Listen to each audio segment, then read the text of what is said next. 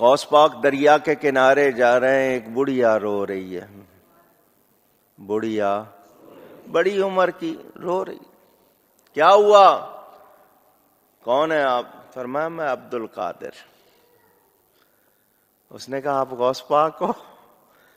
فرمایا ہاں، میں نے اپنا بیٹا دولہا بنایا تھا، اپنا بیٹا میں نے دولہا بنایا تھا، بڑے ارمانوں سے اس کو سجایا تھا، کشتی میں بٹھایا تھا، دلہن لانے کے لیے بھیجا، آیا نہیں، انتظار کر رہی ہوں، برسوں گزر گئے، میرا بیٹا مجھے لا دو، میرا بیٹا مجھے لا دو. غوث پاک سے کہہ رہی ہے، کتابوں میں ہے 12 سال پہلے اس کے بیٹے کی بارات گئی تھی. کتنا عرصہ پہلے؟ اونچی ایک بار اور 12 سال کی ڈوبی ہوئی کی کوئی بوٹی ملنی تھی؟ ماں کہہ رہی ہے لا دو. غوث پاک نے ڈوبی ہوئی بارات واپس لوٹا دی. ڈوبی ہوئی بارات اونچی. ایک بار شہنشاہ بغداد حضور غوث پاک رحمت اللہ تعالی علیہ دریا کی طرف گزرے. وہاں ایک 90 سالہ بڑھیا کو دیکھا جو زار و قطار رو رہی تھی.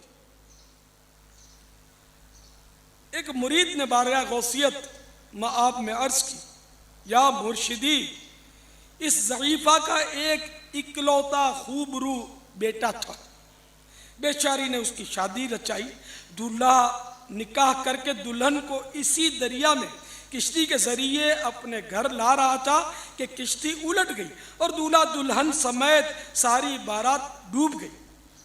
اس واقعے کو آج 12 برس گزر چکے ہیں، مگر ماں کا جگر ہے، بیچاری کا غم جاتا نہیں.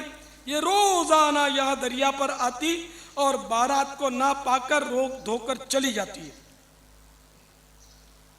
میرے مرشد میرے غوث پاک شہنشاہ ولایت تھے، سراپا کرامت تھے. آپ کو اس پر بڑا ترس آیا اور آپ نے اللہ رب العزت عز و جل کی بارگاہ عظمت میں دعا کے لیے ہاتھ اٹھا دیے. چند منٹ تک کچھ بھی ظہور نہ ہوا.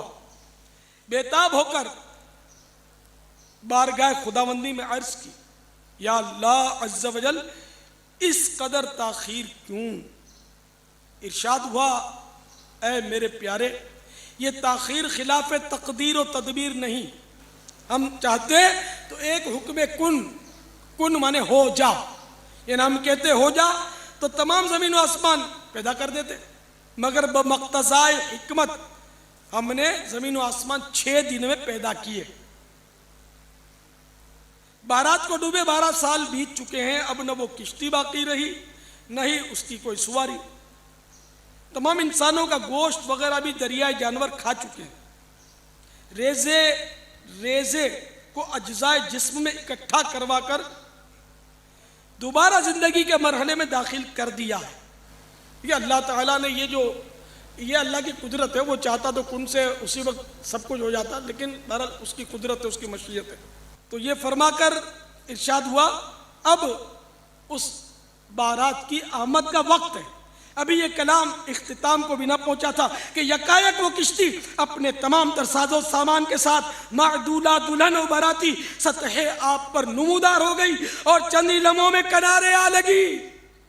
تمام باراتی سرکار بغداد حضور غوث پاک رحمت اللہ تعالی علیہ سے دعائیں لے کر خوشی خوشی اپنے گھر پہنچے. اس کرامت کو سن کر بے شمار کفار نے آ کر سیدنا غوث العظم علیہ رحمت اللہ الاکرم کے دستے حق پرست پر اسلام قبول کر لیا. صلو علی الحبیب صلی اللہ تعالی علی محمد. قُلِ اللَّهُ يُحْيِيكُمْ ثُمَّ يُمِيتُكُمْ، اللہ تمہیں زندہ کرتا ہے وہی موت دیتا ہے، ثُمَّ يَجْمَعُكُمْ إِلَى يَوْمِ الْقِيَامَةِ، پھر قیامت دن بھی وہ تمہیں جمع کرے گا، لا ریب فیہ، جس میں کوئی شک نہیں ہے، وَلَٰكِنَّ أَكْثَرَ النَّاسِ لَا يَعْلَمُونَ، لیکن اکثر لوگ اس حقیقت سے ناواقف ہیں۔ اللہ نے فرمایا کہ بھئی یہ بتا دو کہ اللہ میں اور باقی ہستیوں میں یہ فرق ہے کہ وہ زندگی اور موت دیتے ہیں، تو لے آؤ ان کو۔ اللہ کے علاوہ کوئی زندگی اور موت دے سکتا ہے؟ نہیں دے سکتا۔ اگر کوئی کیسا کہتا ہے کہ دے سکتا ہے، اور جناب کس کس قسم کے جھوٹ، یعنی انہوں نے، یعنی وہ جی شیخ عبدالقادر جیلانی رحمۃ اللہ علیہ نے ایک ڈوبی ہوئی بارات جو ہے وہ مرنے کے اتنے سال بعد زندہ کر دی تھی۔ اللہ کے بندو توبہ کرو، قرآن پاک میں سورہ انبیاء کا پہلا رکوع ہے، 17واں پارہ پہلا صفحہ ہے۔ نبی صلی اللہ علیہ وآلہ وسلم کو کافر کہتے تھے، تم ہمیں یہ کہتے ہو نا اگلے نبیوں کے یہ معجزے کہ مردہ زندہ کرتے تھے، تم ہمیں مردہ زندہ کر کے بتاؤ پھر نبی مانیں گے۔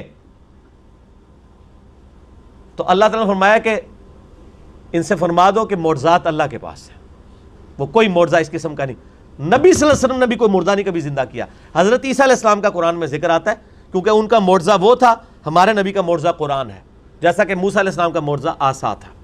ویسے آپ صلی اللہ علیہ وسلم کے بہت معجزات ہیں بخاری مسلم میں، کہ مبارک انگلیوں سے پانی کے چشمے جاری ہو گئے، مبارک دعا سے چاند 2 ٹکڑے ہو گیا، مبارک پسینے سے خوشبو آتی تھی، یہ معجزات ہیں، مردہ زندہ کرنے والا نہیں ہے۔ تو یہ بعد کے لوگوں کے بارے میں آپ کلیم کر رہے ہیں کہ انہوں نے مردے زندہ کیے ہیں۔ آج بھی لیں کسی کو جو کہتا ہے نا مردہ زندہ کر سکتا ہے، تو ہم اسے شہید کر دیتے ہیں، اس کی اجازت سے وہ اپنے آپ کو زندہ کر کے بتائے۔ حضرت عیسیٰ نے بھی جو مردے زندہ کیے ہیں نا، وہ یہ نہیں تھے کہ وہ قبر سے نکال کے چلنا پھرنا شروع کر دیتے تھے، صرف اس وقت چونکہ طب بڑے زور پہ تھی، میڈیکل، تو اللہ تعالیٰ نے ان کی میڈیکل کو فیل کیا کہ کوئی میڈیکل، کوئی ڈاکٹر کسی مردے کو نہیں زندہ کر سکتا۔ اللہ نے آیا ہوں میرا نبی اے جیڑا مردہ زندہ کرے گا، اور وہ صرف اتنا ہوتا تھا، قبر پہ گئے، مردے کو زندہ کیا، وہ مردہ کہتا تھا کہ حضرت عیسیٰ اللہ کے نبی، واپس چلا جاتا تھا، بس اس سے زیادہ نہیں تھا زندہ ہوتا نا۔ سورۃ الانبیاء کی آیت نمبر 95 ہے، جو ایک دفعہ دنیا سے چلا گیا وہ واپس نہیں آ سکتا، ناٹ ایٹ آل، گیا دنیا میں واپس نہیں ہو آ سکتا۔ اگر یہ بات ہوتی تو حضرت فاطمہ روتی روتی فوت کیوں ہوگی 6 مہینے کے اندر، کہ میں اپنے باپ کا چہرہ اب دوبارہ نہیں دیکھ سکوں گی۔ حضرت عائشہ حضور کی لاڈلی ترین بیوی، نبی علیہ السلام کی وفات کے بعد 47 سال تک زندہ رہی ہیں، اور کدھر زندہ رہی ہیں؟ اسی قبر والے حجرے کے 7 کمرے میں۔ میں کہتا ہوں کوئی ایک روایت دکھا دیں کہ انہوں نے نبی علیہ السلام کی کبھی زیارت کی ہو قبر کے اوپر۔ آج لوگ کہتے ہیں ہمارے گھر میں آ جاتے ہیں، کوڑ مارنے چھڑ دو اللہ دے بندے ہو، جھوٹ۔ سب سے زیادہ اگر کوئی حقدار تھا تو حضرت فاطمہ تھی، حضرت عائشہ تھی، مولا علی تھے، ان سے کوئی آپ کو بات نہیں ملے گی۔ یہ جتنی آپ کو باتیں بتاتے ہیں نا، ساری بزرگ بابوں سے بتاتے ہیں، آپ کو حضرت ابو بکر کی کرامت نہیں بتا رہے ہوں گے اس قسم کی، کیا ہوتی نہیں ہے کرامت۔ ہم مانتے ہیں کرامت صرف یہ ہے کہ کسی کی دعا کی برکت سے کچھ ہو جائے، مرضی اللہ کی، کوئی کر کے نہیں دکھا سکتا۔ کوئی کر کے دکھا سکتا ہے تو میں نے کئی بار چیلنج کیا ہے، کوئی زندہ یا مردہ بزرگ، میں اپنا انجینئرنگ کا فارمولہ لکھ کے دیتا ہوں، وہ دیکھ کے پڑھ کے بتا دے۔